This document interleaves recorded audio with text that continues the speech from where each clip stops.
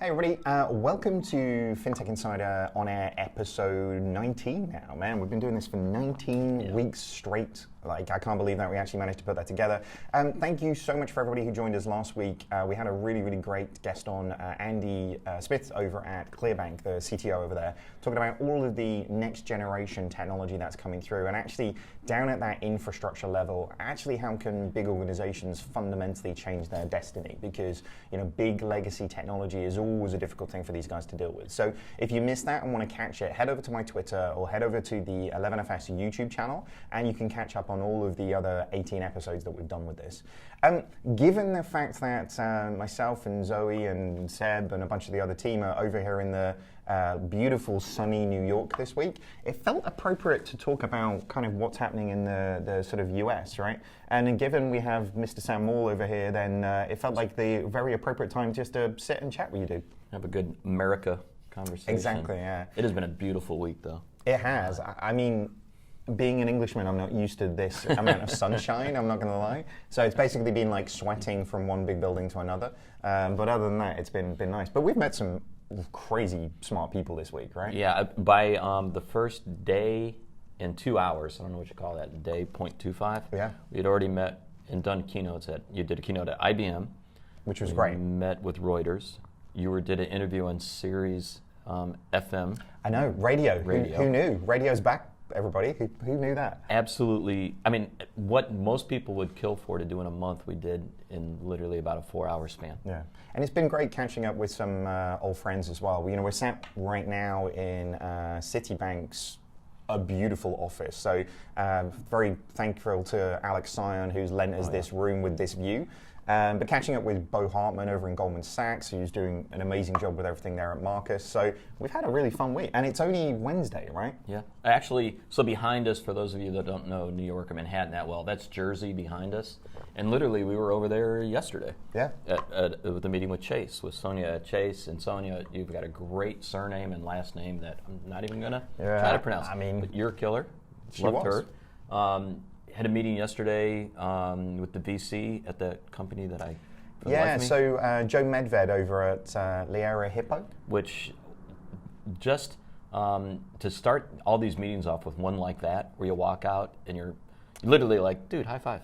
Yeah. Between us in the lift. I mean, what we sort of said in the taxi last night, it's like actually the amount of very senior people that you've met who are awesome, like just lovely human beings, which is lovely. You know, you don't have to be like, there's that whole kind of, you get to a level of seniority, do you have to be a dick at that point? But actually, like people like Bo, you know, we came out of that meeting buzzing, right? So wait, you said something at the IBM conference. I've said that like 5 times now, but David did a keynote. He was the opening keynote for IBM.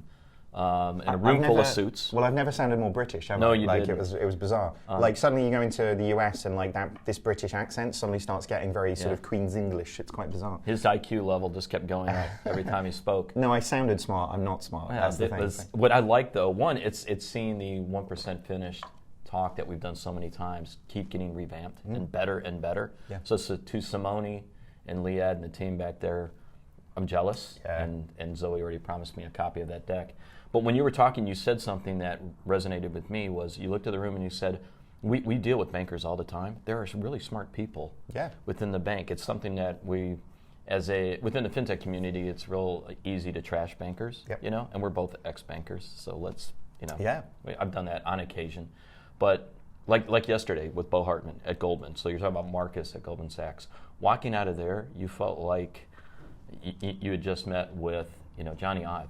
Well, they don't just get it; they've done something about it. Exactly, and that's the thing. And actually, you know, in that talk, it was very much about, you know, different organizations have so many smart people in their company, but unleashing that talent, actually allowing them to do the things that they know that they want to do, or, you know, unleashing the potential of people who really understand what those customer problems actually are.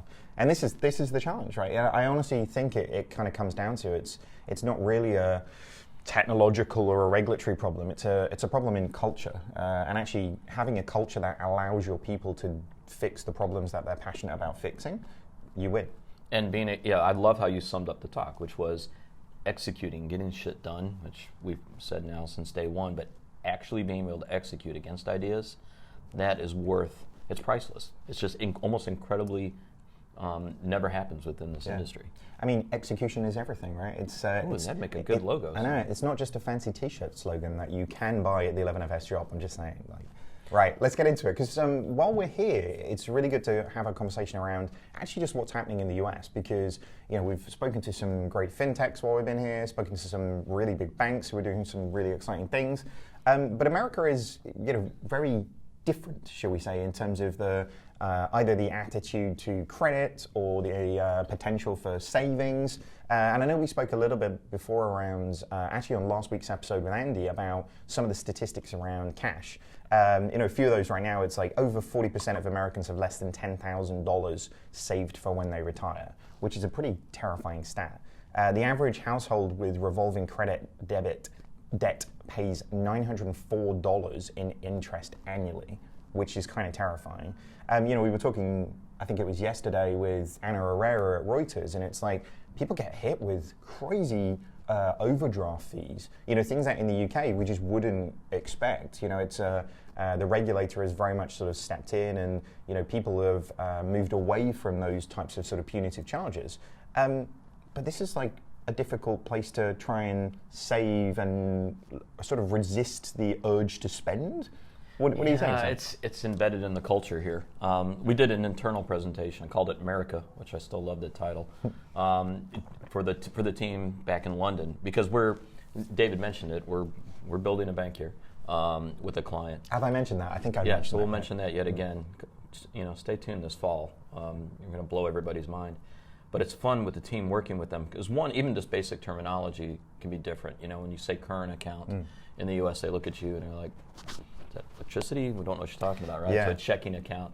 But how much we love debit. But when it comes to credit and debt, $14 trillion. $14 trillion in consumer debt, all-time record for the U.S. Yay!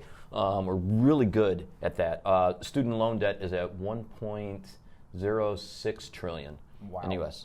Can you imagine that? That is terrifying. I mean, that's staggering. I was actually reading an article this morning around student debt, that the sheer percentage of folks that are retired and how much they owe is actually in the tens of millions of dollars. Goodness. So, that concept of student debt not being forgiven and it continues throughout your career, that is unique to us in the U.S. The 62%, I think, of bankruptcies are tied to healthcare, and the cost there, again, unique to the U.S.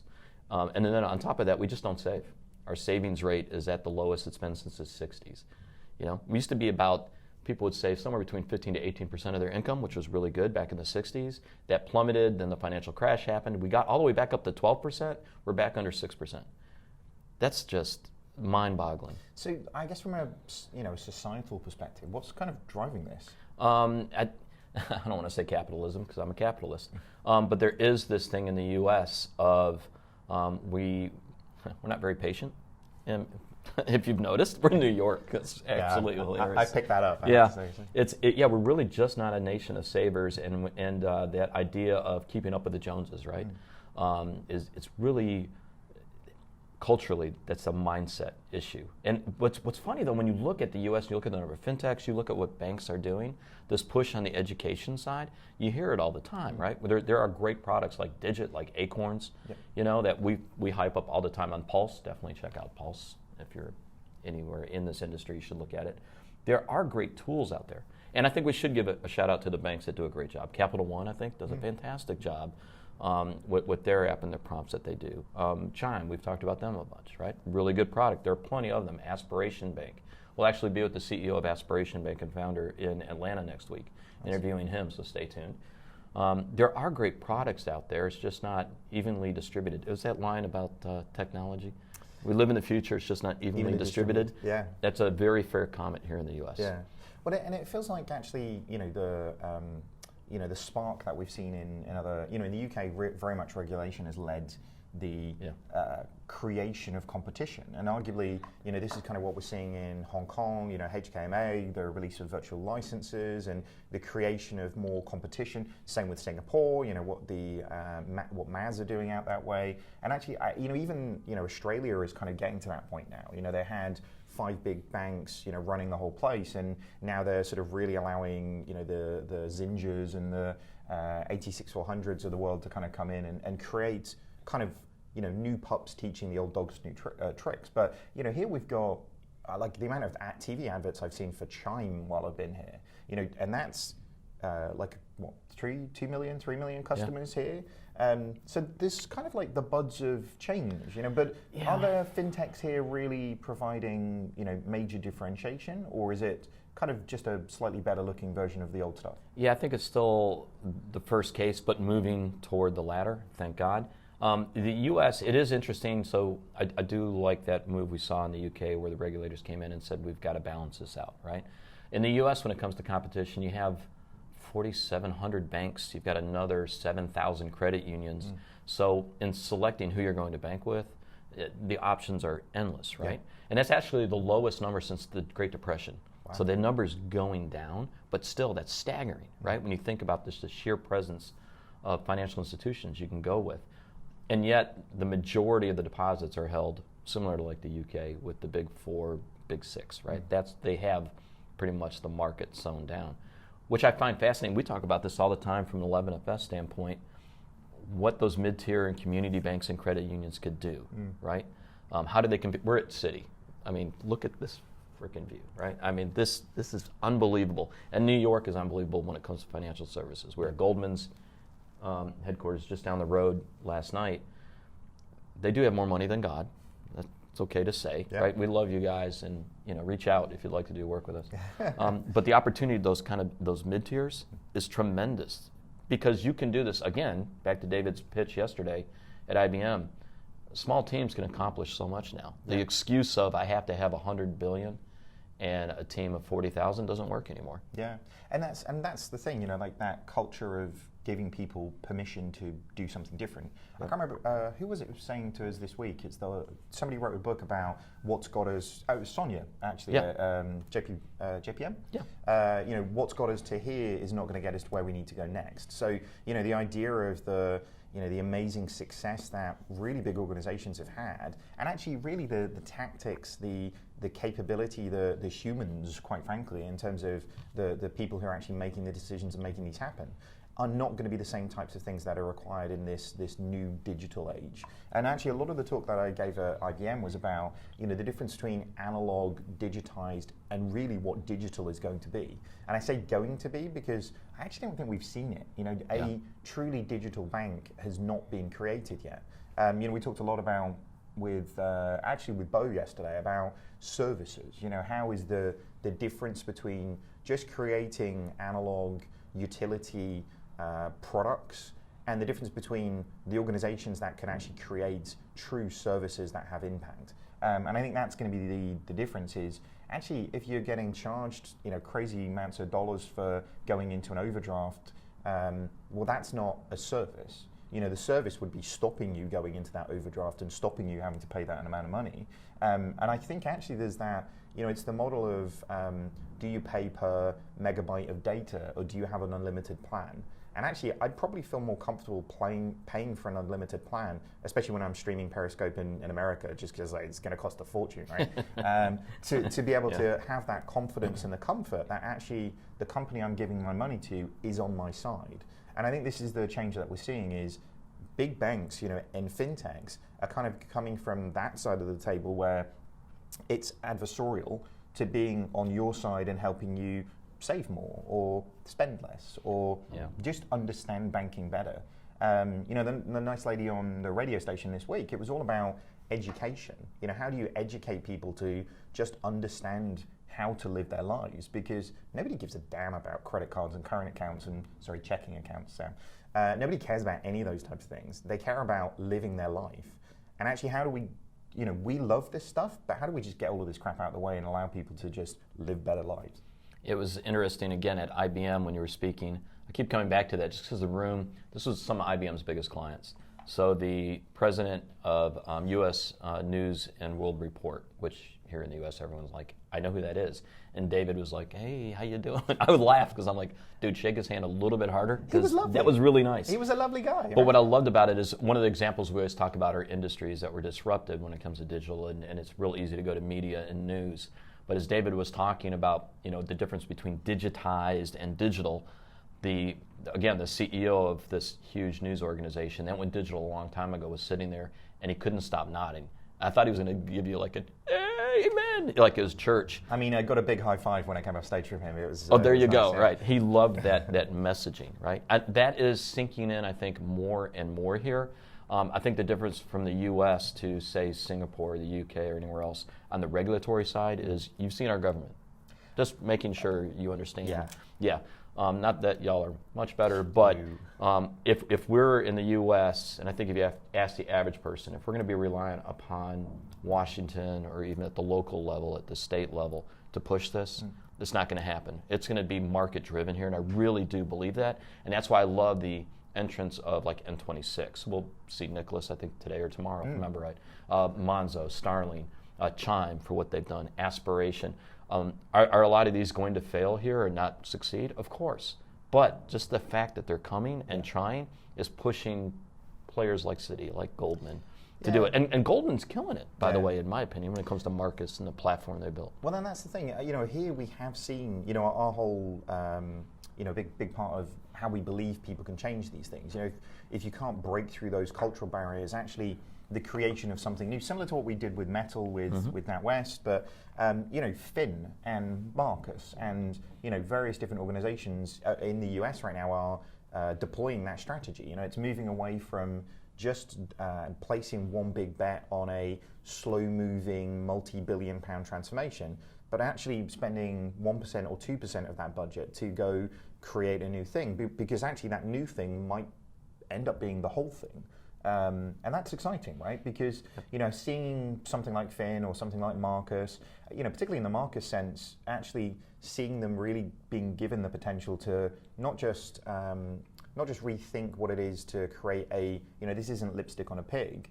Fundamentally the people that they've got there are building out brand new infrastructures, brand new architectures, pulling together things in ways that they've never done before, and creating a completely different level of service. Bo said to us yesterday, right?